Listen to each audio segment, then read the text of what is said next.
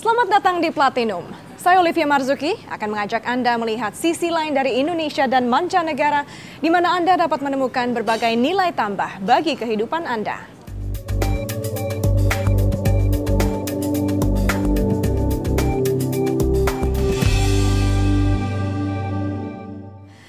Asia menjadi tumpuan industri barang mewah dan seni dunia. Seperti Cina yang menjadi pasar luxury goods dengan tingkat pertumbuhan tertinggi. Potensi pasar seni di Cina memberikan peluang bagi rumah lelang internasional. Setelah Christie's, kini giliran Sotheby's yang menyusul dan membuka rumah lelangnya di Cina. Terjual 12,5 juta dolar Amerika karya abstrak Cao Wuqi menembus rekor lelang Sotheby's di Beijing pada tanggal 1 Desember lalu. Tapi ini bukan yang pertama. This is the first time since Sotheby's entered China that we're holding a full-scale commercial auction here. Dan memang sukses lelang Sotheby's di Beijing mencapai 37 juta dolar. Lebih 80% dari estimasi target prapenjualan dan karya Cao yang terjual tertinggi jatuh ke pembeli asal Cina. Recent changes in government policy have allowed both Christie's and Sotheby's to hold their first full auctions on the mainland this year. Now, it's a little bit of a sensitive topic that nobody wants to talk too much about, but it has opened up a window of opportunity too big to ignore. Bulan April ini, Christie's menjadi rumah lelang pertama yang memiliki lisensi untuk beroperasi di Cina tanpa mitra. Dalam lelang perdananya bulan September lalu, Christie's berhasil mencetak penjualan 10 juta dolar Amerika. Sementara itu, Sotheby's di sisi lain beroperasi di bawah perusahaan joint venture dengan partnernya asal Cina. Namun keduanya mengaku, dengan joint venture mereka bisa lebih berekspansi menjangkau pembeli asal Cina. Terlebih lagi, bank asal Cina kini melirik karya seni dari negara barat. These few years, a lot of domestic buyers are starting to take note of Western art. Everybody must know that Wanda bought a Picasso, and that has garnered a lot of attention within the industry. Pasar seni di Cina cenderung terbatas. Jadi masih harus dilihat kembali apakah Cina bisa menggantikan Hong Kong sebagai pusat lelang untuk pembeli asal Cina dengan angka penjualan yang terus naik. Cina patut diperhitungkan. Christine Ha, Bloomberg Beijing. Yacht menjadi alat transportasi dan juga barang koleksi orang terkaya dan selebriti dunia. Pada awalnya, tidak banyak perusahaan yang membangun kapal yacht dengan memperhatikan unsur desain. Itulah mengapa Riva dari Italia begitu terkenal. Kini Riva sudah memiliki banyak pesaing, tapi perusahaan inilah yang menjadi barometer perpaduan desain dan teknologi yacht. Is a new wave of big pocket investors that are looking for good bargain right now in Europe, excellence quality, excellence brand, and they see a very huge potential in those companies in exporting those brands into Asia, in the growing market of Asia, and for sure this is the case for Riva and for Ferretti Group. They see an incredible opportunity to develop the Riva brand in the Asia-Pacific region, and that's one of the main guidelines of their investment into Riva and Ferretti Group. Stefan Winkelmann over at Lamborghini, another great, iconic Italian brand, has just said, we're going to refocus our business on the United States. That's where we see the future. Do you share that view?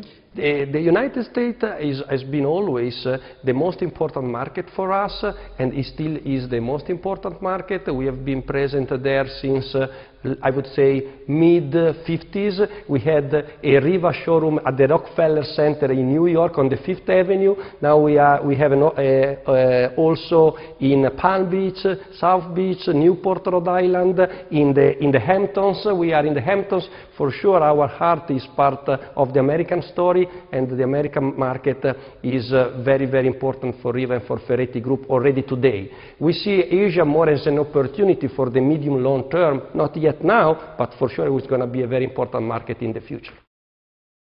Nama Patek Philippe mungkin sudah tidak asing lagi, khususnya bagi para penggemar jam tangan mewah. Untuk bisa bertahan selama lebih dari 170 tahun, produsen jam ini mempertahankan tradisi pembuatan jamnya sampai sekarang. Brand Patek Philippe memang sudah mendunia. Brand jam tangan premium asal Swiss ini telah menjadi nama pasti bagi pecinta kemewahan dan eksklusivitas. Di ruang pembuatan dan perakitan jam inilah sebuah jam tangan Patek Philippe tengah dipersiapkan untuk kemudian diluncurkan ke pasar. Jam tangan Patek Philippe mungkin merupakan jam tangan paling istimewa dan mewah di dunia karena proses perakitan jam tangan ini menggunakan tenaga manusia atau handmade.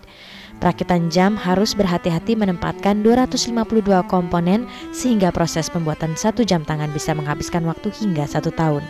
Proses pembuatannya membutuhkan waktu lama dan juga karena membutuhkan ketelitian yang ekstra, menjadikan jam tangan ini dijual dengan harga yang fantastis, $500 juta Amerika atau sekitar 497 juta rupiah per buah. Harga yang mahal dan juga proses pembuatan yang lama mengakibatkan hanya sekitar 50.000 jam tangan yang terjual setiap tahunnya. Namun produk akhir jam keluaran Patek Philippe ialah jam tangan mewah yang klasik yang dapat diturunkan dari generasi ke generasi. Ce mélange des deux choses. There is a mix of two things, innovation and tradition, and that blend creates something magnificent. Produsen jam tangan mewah lain, Rolex, berhasil memproduksi jam tangan 14 kali lipat lebih banyak karena mereka menggunakan mesin. Produk jam tangan Rolex juga lebih banyak dijual ke pasar, yaitu sekitar 700.000 buah per tahunnya. Meski jumlah jam yang dijual ke pasar lebih sedikit, Patek Philippe hanya akan membuat jam dengan cara dirakit dengan manusia tanpa menggunakan bantuan mesin atau handmade. Perusahaan jam Patek Philippe yang berdiri tahun 1851 ini diprakarsai oleh pengusaha asal Polandia, Anthony Patek, dan pembuat jam ternama asal Prancis Jean-Adrien Philippe. Seperti apa pasar jam tangan premium di Indonesia? Platinum akan segera kembali sesaat lagi.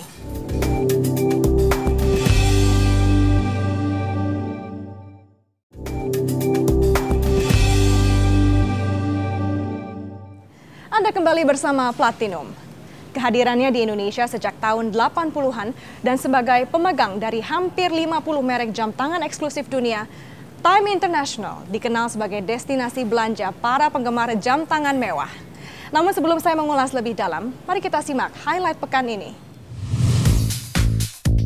Sebuah berlian yang dikenal sebagai Pink Star berhasil memecahkan rekor dunia untuk batu permata dalam lelang Sotheby's di Jenewa.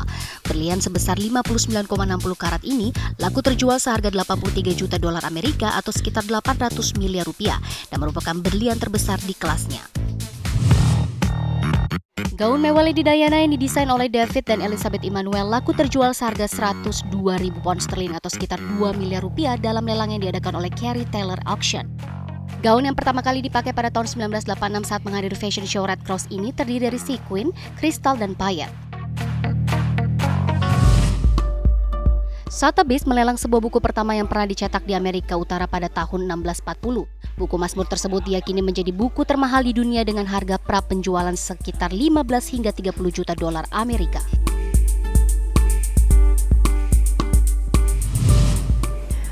Jam tangan atau arloji tidak hanya berfungsi sebagai penanda waktu. Bagi sebagian orang, arloji ternyata bisa menjadi benda yang sangat berharga, baik merupakan koleksi dengan nilai historis tinggi maupun sebuah investasi. Ini adalah beberapa jam tangan premium yang mulai dikoleksi Aidil Akbar sejak tahun 1990. Harganya pun terbilang fantastis.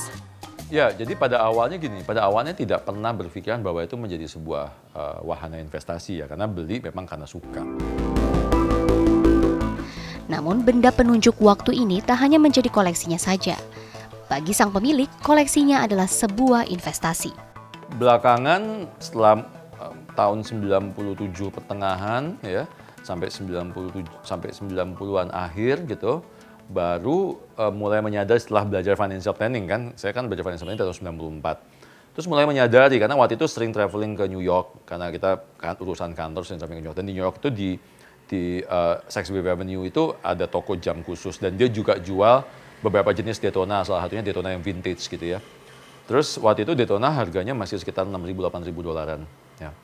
Lihat gitu, terus wow, ini kok jam yang vintage yang usianya 20 tahun lebih tua, jadi vintage tahun 60-an, itu harganya cuma beda-beda tipis sama yang baru gitu, cuma beda 1.000 sampai 1.500 dolar gitu kan.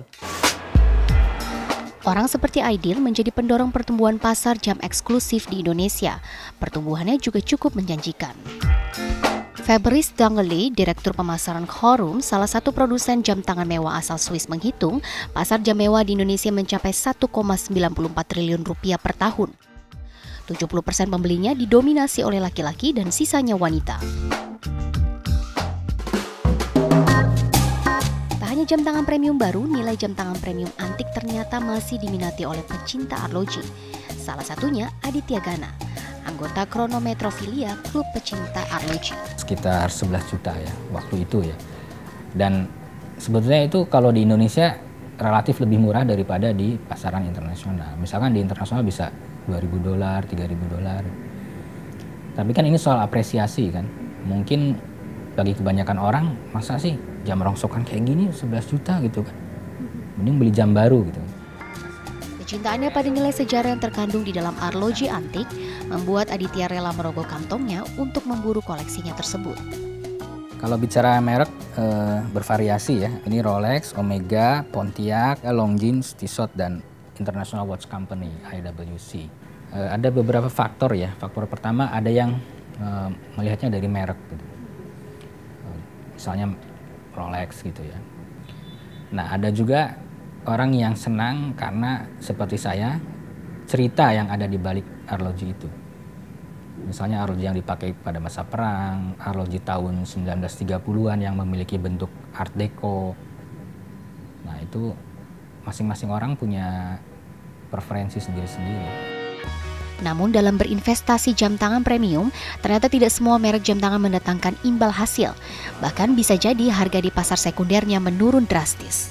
Kedua yang paling penting juga yang harus kita tidak lupa adalah adanya pembeli kalau kita mau jual lagi. Jadi secondary marketnya ada. Itu biasanya jamnya relatif stabil atau bahkan naik harganya. Jadi even kayak tadi saya katakan, even sebuah Rolex sekalipun, kalau dia modelnya biasa, tidak menjadi collectible item atau tidak dicari oleh banyak orang, mungkin naiknya nggak setinggi yang lain. Tapi memang kalau kita lihat dari zaman dulu sampai sekarang, 3 merek yang terkenal, yang selalu dipakai buat koleksi itu kan adalah Rolex, kemudian Piaget atau enggak Patek Philippe. Jadi tertarikkah Anda menjadi kolektor jam tangan premium baik baru maupun antik yang tak hanya memberikan keindahan sebuah karya, tapi juga imbal hasil yang sangat tinggi? Pertumbuhan bisnis jam tangan mewah di Indonesia yang hanya membidik konsumen premium tentunya sangat menarik untuk dicermati. Berikut ini, Time International akan berbagi informasinya untuk Anda.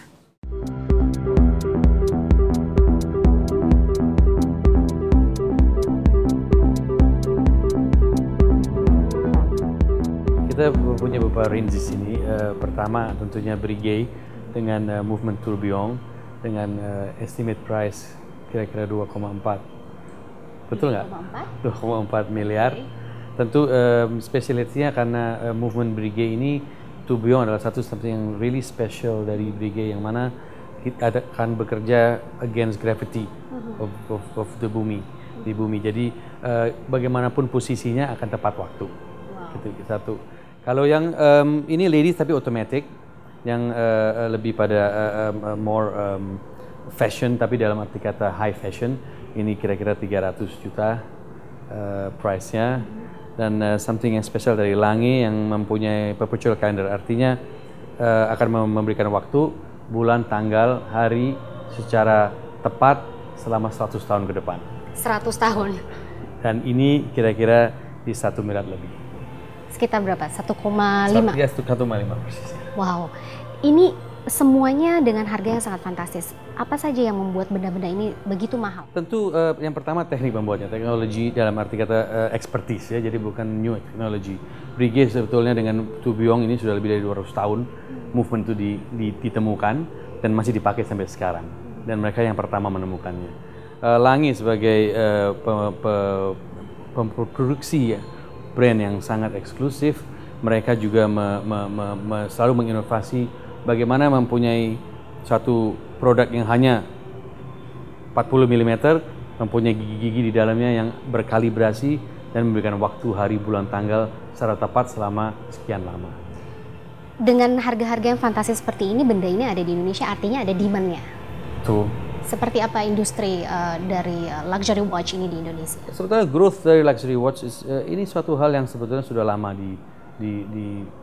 diinginkan oleh para consumers. Banyak sekali penggemar-penggemar luxury items dari Indonesia.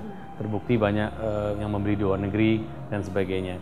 Artinya respon konsumen Indonesia cukup positif ya dengan benda-benda ini.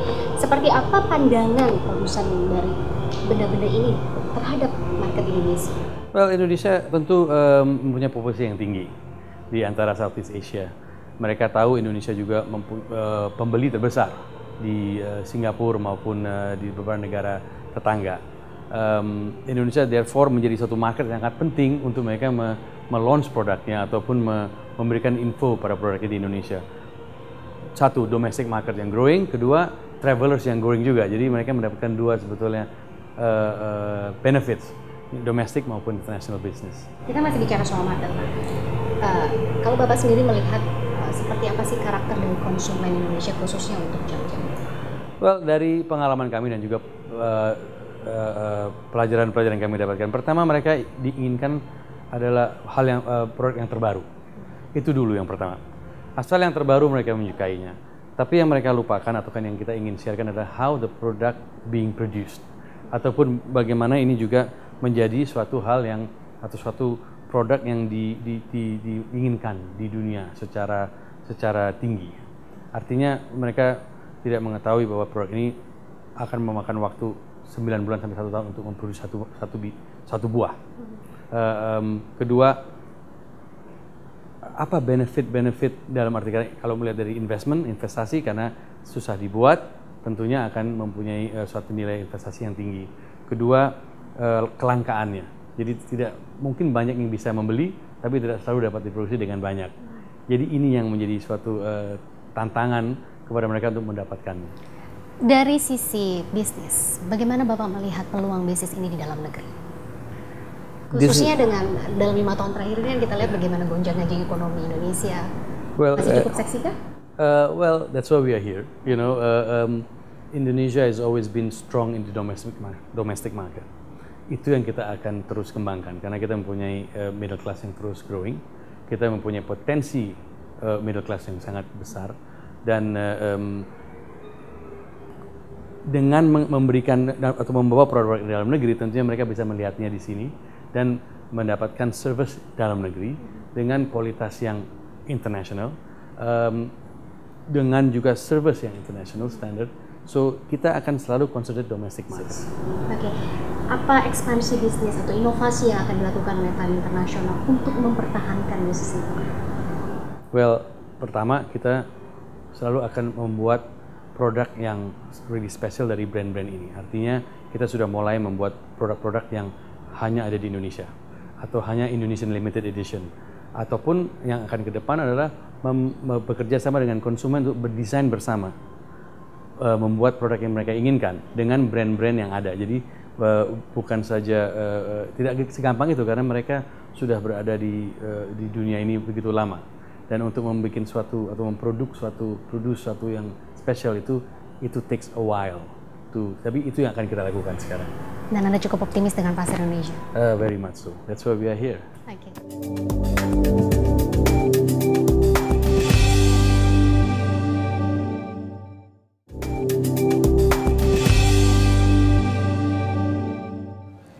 Memiliki jam tangan mewah dengan harga yang mahal tentunya menjadi tolak ukur status sosial seseorang. Namun jangan sampai Anda tertipu dan membeli jam tangan palsu. Untuk itu marilah kita simak tips dari ahli jam David Duggan berikut ini. My name's David Duggan. I've been dealing in watch pieces since 1975. Yeah, there's the bog standard one that you see, your £10 copy from Hong Kong. Then there's a £50 copy that's a bit better, but the ones that worry us are the £500 copies. Those are the ones where you need to take to a watchmaker, where he has to take the back off and see the movement inside before we can safely say that watch is a fake. The worst fakes, the easy fakes, the ones with the quartz movement, where the second hand you just see it just stutters along. If you see a Rolex quartz movement, 99% of the time that will be a fake. And then the general weight of it, they tend to be a lot lighter than the real Rolex. The winders are very basic, bog standard. You look at a Rolex winder, it's quite a work of art. The Cyclops lens, that magnifies with a Rolex the date, whereas you look at the fake, it's just the date's just the same size. the golden rule of thumb, if you're buying something of quality, buy from somebody reputable, somebody with a reputation. If it's too good to be true, it ain't true. Karya seni bakarat hadir dalam sebuah properti. Kali ini pembuat kristal asal Prancis yang berusia 250 tahun ini memperkenalkan kemewahan karyanya dengan menggandeng raja properti Barry Sternlicht.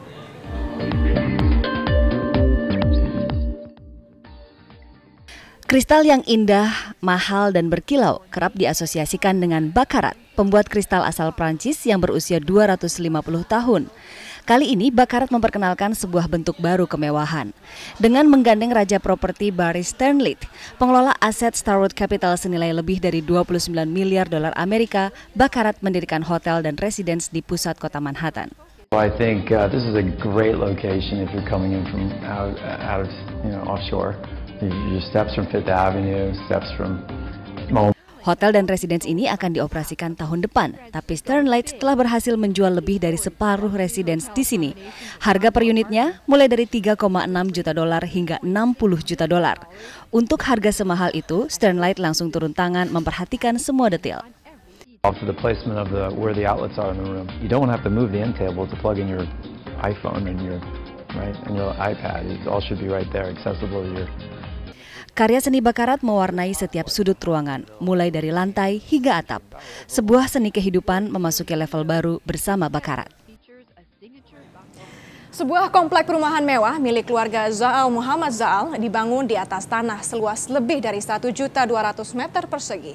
Komplek perumahan ini dibangun di atas taman yang dulunya merupakan sebuah padang pasir. Sebuah oase di padang pasir. Begitulah kira-kira keberadaan taman ini. Bahkan dahulunya taman ini merupakan padang pasir. Ini adalah karya keluarga Zaal Muhammad Zaal untuk menciptakan sebuah kompleks perumahan yang dikelilingi taman.